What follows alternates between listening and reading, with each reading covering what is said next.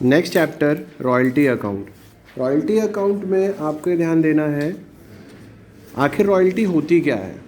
बहुत सारे बड़े बड़े ऐसे माइंस होती हैं, ठीक है, और भी जैसे जंगल होते हैं जहाँ से लकड़ियाँ निकाली जाती है, तो यहाँ पर या माइंस कोल माइंस होती हैं, यहाँ पर ये नहीं पता होता है कि आखिर कितना कोल निकलेगा या कितनी लकड़ियाँ वहाँ से निकलेंगी। तो उसके लिए हम क्या करते हैं, उसके लिए हम वहाँ पर रॉयल्टी रखते हैं कि हाँ भाई जितना हम निकालेंगे उतने का रॉयल्टी हम जिस तरह से लैंड ओनर को या लैंड लॉर्ड को हम पे करते जाएंगे। तो इसका जो प्राइस होता है ये बहुत ही कम होता है।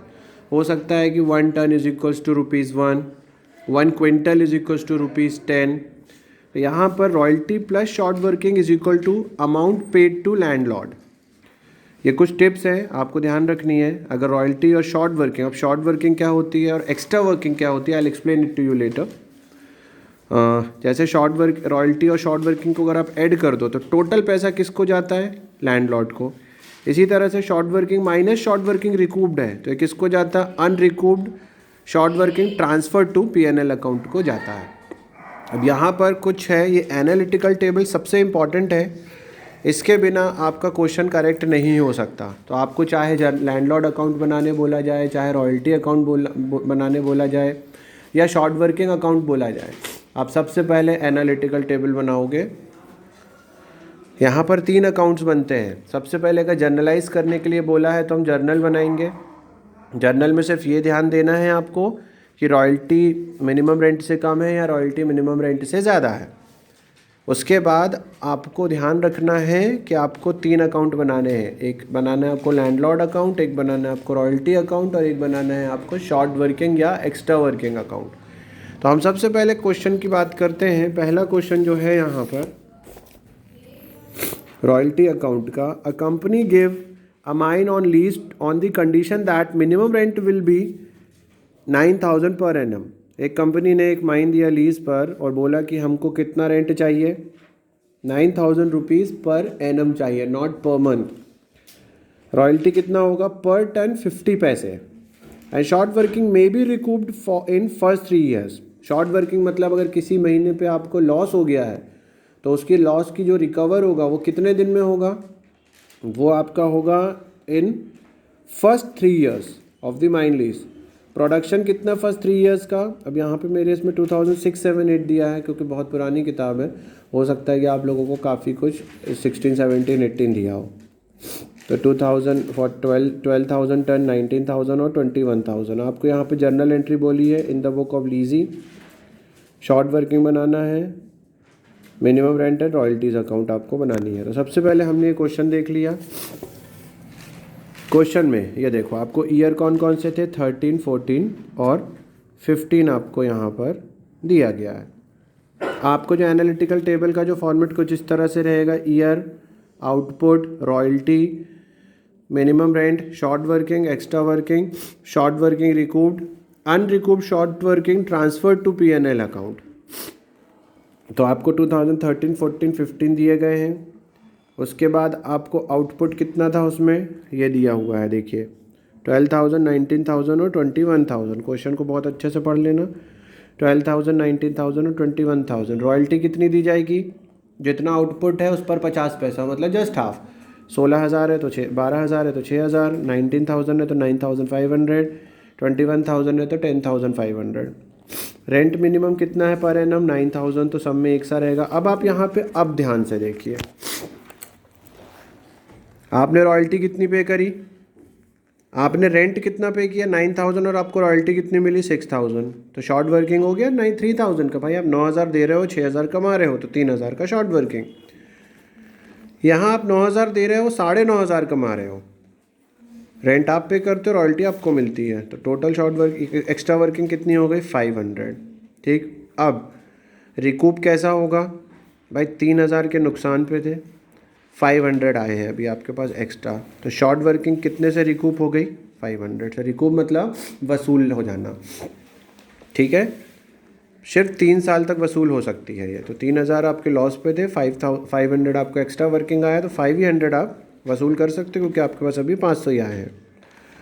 फिर अगली बार 15 में 9,000 रुपीज़ आपके रेंट पे किया, आपके पास आए 10,500, एक्स्ट्रा वर्किंग कितने के हो गए 1,500।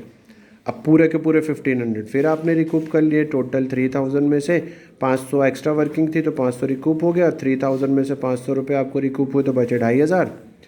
2,500 में से फिर 1,500 रुपये आ गए तो आपने फिर 1,500 रिकूप कर लिए। तो अब बचा 1,000 जो कि अनरिकूप्ड है, मतलब जो वसूले नहीं जा सके।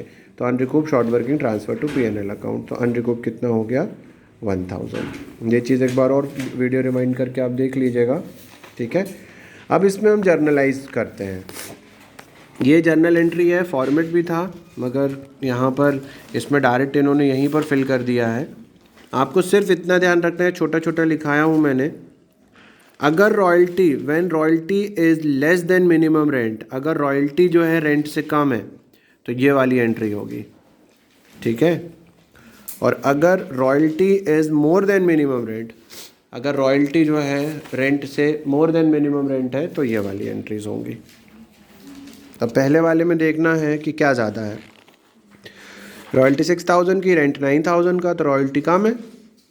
Royalty is less than minimum rent, तो कौन सी एंट्री होगी, ये वाली। रॉयल्टी अकाउंट 6,000, शॉर्ट वर्किंग 3,000 की, लैंडलॉर्ड अकाउंट पे चला गया, टोटल 9,000। हमने यही एनालिटिकल टेबल पे बनाया है।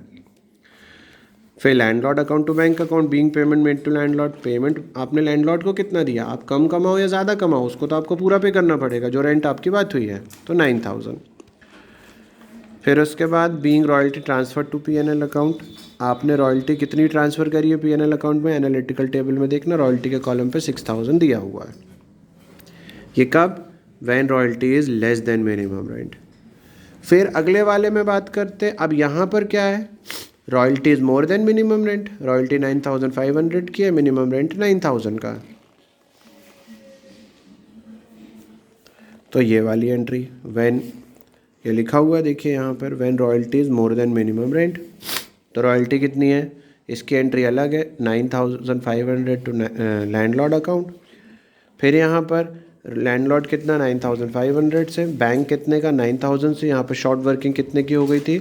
ये वाली एंट्रीज आप चेंज नहीं करोगे गाइस, यहाँ पर आपके फिगर चेंज हो सकते हैं। शॉर्ट वर्किंग कितने की थी 500 की। फिर P&L पे, P&L account profit and loss पे कितना ट्रांसफ़र हो गया आपका, total royalty transfer to P&L account 9,500। फिर तीसरे वाले पे देखो, तीसरे वाले पर भी क्या है, royalty is more than minimum rent, ठीक है। रॉयल्टी कितनी है 10,500, तो royalty is more than minimum rent, तो ये कंडीशन लिखिए, when royalty is more than minimum rent. फिर से रॉयल्टी 10,500 की, लैंडलॉर्ड को पे किया हमने बैंक अकाउंट में 9,000 और शॉर्ट वर्किंग 1,500 की। ऊपर निकाल के कितना लैंडलॉर्ड को दिया हमने 10,500। इधर पर P&L पे रॉयल्टी कितने की 10,500 की, ठीक है। यहाँ पर इन्होंने फॉर्मेट लिखा, पहले क्वेश्चन सॉल्व हो गया उसके बाद फॉर्मेट लिखा, वाह। खैर आप लोग भी इसी तरीके से इसको लिखोगे। मैंने आपको क्वेश्चन सॉल्व कर दिया, फॉर्मेट यही है, बस आपको इतना ध्यान रखना है, when royalty is less than और रॉयल्टी इज़ मोर देन। तो इस वाले क्वेश्चन पे हम रॉयल्टी अकाउंट और वो नहीं बनाएंगे, हम अगले क्वेश्चन से करना सॉल्व करेंगे कि रॉयल्टी और लैंडलॉर्ड और शॉर्ट वर्किंग कैसे बनता है। क्वेश्चन नंबर 2 देखिए।